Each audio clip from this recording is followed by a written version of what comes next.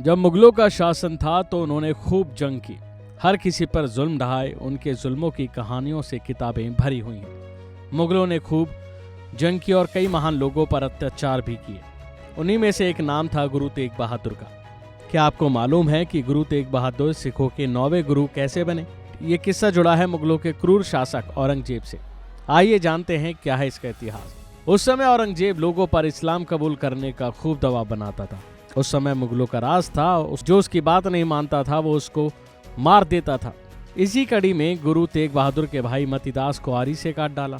दूसरे भाई दयाला को खौलते तेल में फेंक कर मार डाला। इसके बाद भाई सतीदास को जिंदा जला डाला, और सब कुछ इसलिए कि वो खुद और उनके अनुयायी इस्लाम धर्म स्वीकार कर लें, लेकिन वो तैयार नहीं हुए। जिसके बाद ये हुआ कि औरंगजेब ने उनका भी सिर धड़ से अलग करने का हुक्म सुना दिया। ये सभी अत्याचार बर्दाश्त करने वाले लेकिन अपने धर्म पथ पर चलते रहे, कभी हटे नहीं, हमेशा इसी रास्ते पर डटे रहे, और इसी के चलते सिखों के 9वें गुरु तेग बहादुर सिंह कहलाए। बता दें कि 24 नवंबर को उनका शहीद दिवस मनाया जाता है। मानवता के इस पुजारी धर्म गुरु को 24 नवंबर 1675 को औरंगजेब के आदेश पर नई दिल्ली में सरेआम चौराहे पर शहीद कर दिया गया। उसी जगह पर शीशगंज गुरुद्वारा बना है जहां गुरु तेग बहादुर का शीश गिरा था। वह सिखों के 8वें गुरु हरगोविंद सिंह के पुत्र थे।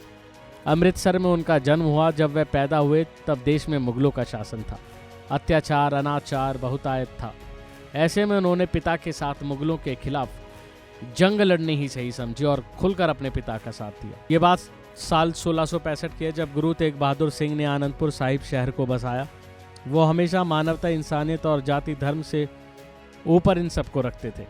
हर किसी की मदद को अपना पहला कर्तव्य समझते थे। जब क्रूर शासक औरंगजेब की बात पता चली तो गुरु तेग बहादुर हिंदुओं का साथ देने का उन्होंने फैसला किया। उनसे बात की और उनके साथ खड़े होने का दावा भी किया।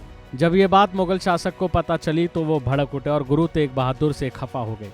इसके बाद औरंगजेब को लगा कि उससे वो झुक जाएंगे और वो जैसा चाहेंगे वैसा करेंगे। उसने तेग बहादुर को इस्लाम धर्म स्वीकार करने का हुक्म सुना दिया।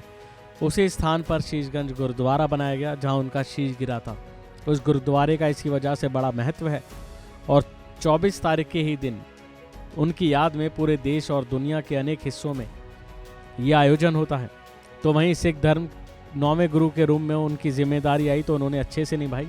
अमृतसर में पैदा हुए गुरु तेग बहादुर सिंह ने पंजाब, कश्मीर से लेकर असम, पश्चिम बंगाल, बिहार तक की यात्राएं की। उनकी लोकप्रियता भी औरंगजेब बर्दाश्त नहीं कर पाता था। यात्रा के इसी पड़ाव में उनके घर में 10वें और अंतिम सिख गुरु गोविंद सिंह का जन्म हुआ। आज वह जगह पटना में है। अभी के लिए फिलहाल इतना ही। बने रहिए वन इंडिया के साथ।